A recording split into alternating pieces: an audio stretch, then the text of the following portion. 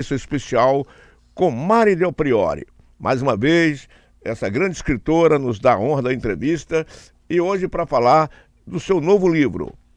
E uma das personagens mais irreverentes da história de Portugal e do Brasil é Dona Maria I, que permanece como uma figura bastante controversa em ambos os países. Por isso que nós trazemos hoje Mari Del Priore para falar da recente biografia Dona Maria I, as perdas e as glórias da rainha que entrou para a história como a louca.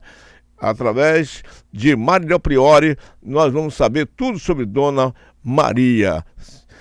Bom dia, Mari Del Priore.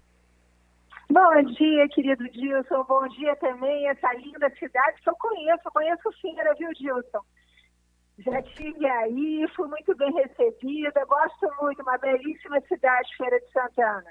Pois é, Mari. Então você está falando agora para a Feira de Santana e para uma região de mais de 2 milhões de habitantes, com toda a nossa rede de rádio. São 10 emissoras agora que estão em rede para te ouvir.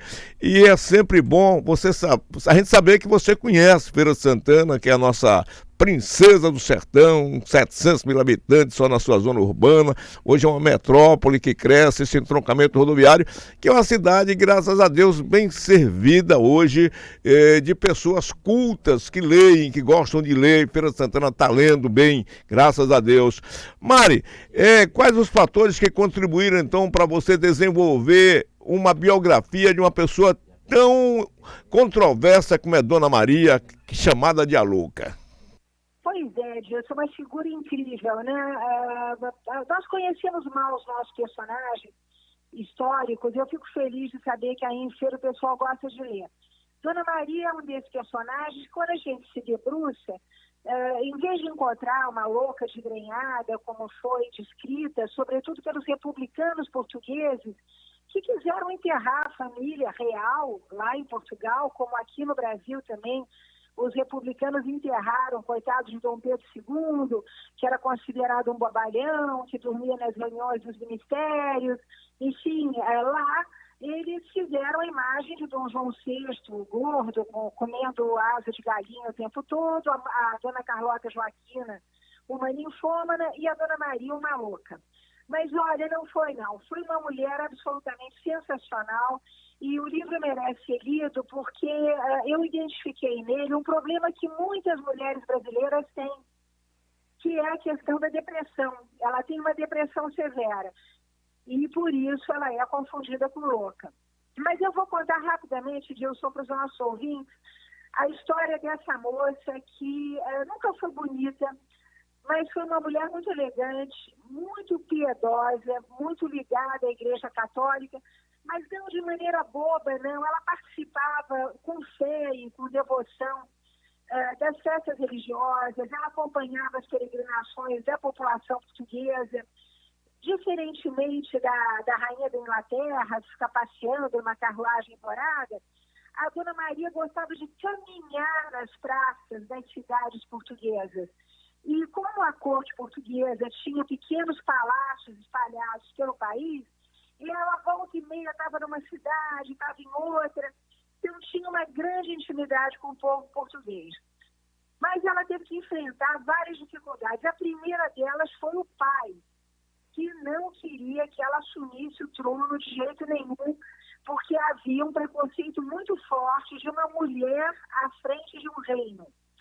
Depois ele começa a perseguir o marido da Dona Maria, que era tio dela, era um homem muito mais velho, e ao contrário das histórias aí que a gente ouve sobre casamentos reais, foi um casamento muito feliz, eles eram muito apaixonados, tiveram muitos filhos, e nas cartas, Dilson, que ela escreve para a filha dela, quando a filha dela vai casar com um príncipe espanhol, a gente vê até que eles tinham uma vida sexual muito ativa. É muito interessante a gente descobrir esses documentos lá para o século XVIII. Mas essa rainha que, na sua mocidade, viu barbaridades. Ela viu, por exemplo, se queimar judeus e heréticos em praça pública. Ela assistiu o terremoto de Lisboa também, que acabou com a cidade de Lisboa, em fogo e água. porque houve um tsunami, depois um incêndio que destruiu toda a cidade. Ela, pequenininha, também escapou viva de um incêndio que tomou conta do palácio. Enfim, ela se julgava predestinada a colocar Portugal, digamos, num nível de um país desenvolvido, mas ao mesmo tempo temente a Deus, quer dizer, com valores arraigados e tradições. Como era o relacionamento de Dona Maria com os membros da família real, especialmente com Dom João, Carlota Joaquina? E como era esse relacionamento, Mari? Olha, foi incrível, porque ela foi uma mãe dedicadíssima, viu, Gilson? A correspondência dela com essa filha, que depois vai para a Espanha, e mesmo a correspondência de Dom João com essa irmã, mostram que ela era uma mãe realmente preocupada com a educação dos filhos, com o bem-estar dos filhos. Ela acolhe a Carlota Joaquina, que chega lá em Portugal com 7, 8 anos, uma menina muito mal educada, mas que adorava essa sogra. Elas saíam juntas, iam fazer pescaria juntas, iam montar a cavalo juntas. A Dona Maria levava a Carlota à ópera. Ela cria essa menina, né? É ela quem deita a Carlota Joaquina na cama, para ela ter a sua primeira noite de núpcias, depois que ela menstrua pela primeira vez, né? Para então dar herdeiros a Portugal. Então ela acompanha muito a vida da família, muito querida. Os nossos ouvintes talvez não saibam, mas quando ela vem para o Brasil, ela é visitada pelos netos o tempo todo. Ela ia até a fazenda de São Cristóvão, Chupamanga, porque ela morava no centro da cidade, né, do Rio de Janeiro. Mas ela ia de carruagem em Chupamanga e tomar sorvete com o Dom João VI. Uma figura muito querida, muito respeitada, Gilson, e muito sofrida, porque ela perde a mãe, o marido, a filha, o filho mais velho, os netos, o genro, num espaço muito curto. E esse sofrimento todo a leva a uma depressão severa, numa época em que não havia remédios, a doença não estava nem identificada, e essa fé exacerbada de Dona Maria vai fazer com que os médicos identifiquem que ela está habitada, né, por aquilo que os médicos chamavam de veneno do demônio. A melancolia era assim descrita nessa época. Então ela, que era uma mulher muito piedosa, muito cheia de fé, ela começa a se sentir perseguida pelo demônio, o que a deprime mais ainda. Então não passou de uma maldade de se denominá-la de a louca. Quando a gente fala a louca, a gente já tem um sentido que é um doido varrido de pedra governando um povo. E por que se atribuiu a ela, ô Mari, essa pecha? Pois é, uma pena, viu, Gilson, mas a gente está na época da fake news e a gente sabe, você que é jornalista e fala para a Bahia toda, sabe que o tempo todo a gente tem que estar checando as notícias, vendo se elas têm uma origem factual.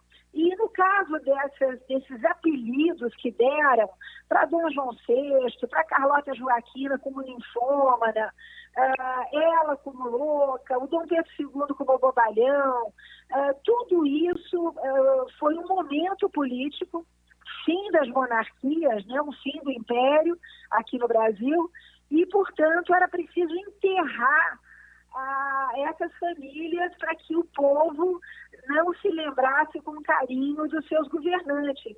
Olha, Gilson, quando ela veio para o Brasil, ela é tão querida em Portugal que chovem cartas pedindo para a sua rainha voltar. E é bom lembrar que Dona Maria, naquela época, ela foi, portanto, teve a coroa por direito próprio, na época que a Europa estava governada por mulheres poderosas, como Catarina da Áustria, etc, etc. Isso fez com que ela fizesse alguma diferença nessa governança em Portugal? Olha, você falou uma coisa importantíssima. A gente fica achando que mulher empoderada é coisa da atualidade. Nada disso. Ela soube governar Portugal muito bem. Ela pegou toda a administração pública que o Marquês de Pombal tinha sido ministro do pai dela, tinha formado com, digamos assim, com critérios muito modernos, muito organizados, ela mantém tudo isso e ela vai fazer uma série de tratados diplomáticos, ela vai fazer as primeiras missões científicas para o Brasil, para a África, ela vai fundar academias de ciência, ela vai urbanizar as sociedades, as cidades portuguesas, criando iluminação com lampiões, criando uma polícia que tirava da rua também os malfeitores. Olha, ela foi uma grande governante, viu, Gilson? Não tivemos nada parecido aqui não, viu? Que bom, porque realmente você está desmistificando um fato histórico, você está esclarecendo um fato histórico. A pesquisa que você faz realmente traz à luz algo que nós tínhamos como escuridão a vida de Dona Maria. Eu, particularmente, não me sinto uma pessoa conhecedora profundamente, sou apenas um leitor como um cidadão comum qualquer, mas sempre, desde a minha escola primária, a gente teve a ideia que Dona Maria era uma desleixada, uma descomprometida, uma maluca de pedra, quer dizer, como a gente costuma dizer aqui na Bahia, maluca de pedra. Na verdade, foi uma construção fictícia de uma imagem negativa dela. E você também resgata, por isso que eu parabenizo você. Agora, eu vou te fazer uma pergunta, você escreveu biografias de Dom Pedro I, Dona Leopoldina, Condesa de Barral, que inclusive nós temos aqui um colega descendente, né, da família de Barral, a Princesa Isabel, mais recentemente Zé Bonifácio e agora Dona Maria I. E qual dessas figuras lhe exerceu maior fascínio, ô Mari Del Priore? Olha, Dilson, esses personagens históricos ficam muito vivos, né, quando a gente trata deles. E o que eu acho bacana dizer aí para os nossos ouvintes é que eles são exatamente como nós, viu, Dilson? Não tem nenhuma perfeição. Eles têm problemas, são ambiciosos, são sofredores, são apaixonados, são gente como a gente, de carne e osso. Tanto é que não dá para a gente ficar inventando muito herói, né? O próprio José Bonifácio, eu mostrei que, sabe, você pode ser patrono da independência. Vocês têm aí na Bahia uma figura que é importantíssima da independência, que ninguém fala, que é o Cipriano Caraca. O Zé Bonifácio não fez a independência sozinho, né? Ao contrário, era um cara autoritário, chato pra caramba, ambicioso por cargos, por dinheiro. Agora, foi um homem que aprendeu, viajou, veio para cá, ele viveu a Revolução Francesa, ele tinha medo que o Brasil explodisse numa coisa parecida, né? Então, ele vai tentar ali harmonizar o interesse das elites diferentes, as elites de São Paulo, Minas, Rio, Pernambuco, aí tem, obviamente, a guerra da Bahia. A Bahia não queria ficar independente, queria ficar lá junto com os portugueses, né? Mas o Cipriano é uma figura notável, que, aliás, acaba com o Zé Bonifácio, né? Eu mostrei isso no livro. Então, é legal na história a gente ficar conhecendo por dentro esses personagens que são gente como a gente, viu, Gilson? Mari, depois de tantas personalidades importantes na história brasileira que você sobre elas escreveu, qual é o seu próximo desafio agora, depois de Dona Maria I? Vou falar da Bahia, porque eu estou escrevendo sobre, é um livro que eu estou preparando para 2022, Gilson, que nós vamos ter aí o centenário da independência, e nós temos uma figura que é muito pouco conhecida, que é o Lord Cochrane. O Lord Cochrane vai ser o responsável aí pela chegada da Marinha Imperial, né, nas águas da Baía de Todos os Santos, e vai acabar com o general Madeira, que vai definitivamente para Portugal. Só que esse almirante Cochrane, ele é visto como um cara usurpador, um cara que veio roubar o Brasil. E a gente, quando vai vendo os documentos, a gente percebe que o caloteiro não foi ele, foi o Dom Pedro I, que prometeu pagar ele era um mercenário, ele vendia o trabalho dele, isso era muito comum naquela época, e já tinha trabalhado para o Chile, para o Peru, depois foi trabalhar na Grécia. O calote quem dá é Dom Pedro I, que não paga nem a ele, nem aos marinheiros dele, e não paga também a vários soldados e oficiais alemães que ele contrata para fazer independência, né? E ele depois dá o calote em todo mundo. Pois é, são 7h46.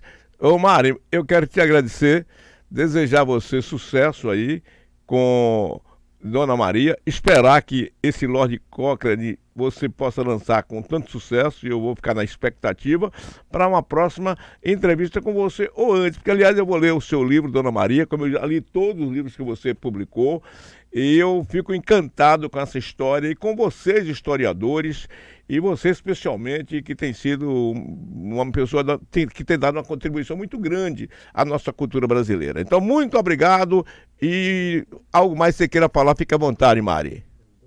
Olha, eu só quero agradecer, Edilson, a você, o seu carinho, a todos os nossos ouvintes aí, e um abraço especial aos historiadores baianos, que são muito importantes aí para a formação da nossa história do Brasil. Tem grandes nomes aí na Bahia.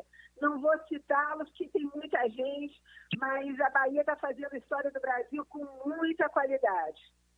Ok, obrigado, Mari Del Prione, obrigado mais uma vez por ter contribuído com o nosso Bom Dia Feira, o primeiro Jornalismo FM.